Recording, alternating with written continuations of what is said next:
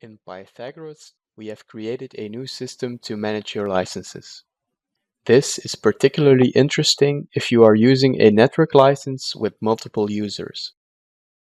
When you launch Pythagoras, a new dialog box will appear that will give you an overview of all the licenses to choose from.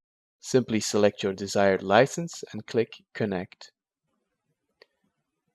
Still, it is possible to set up a default license, so you don't always need to choose it before starting Pythagoras. Go to File, Configure, then check this box, and the currently activated key will be automatically chosen. You can of course also manually type in a different key. The setting will be stored and Pythagoras will always first try to connect with this license automatically.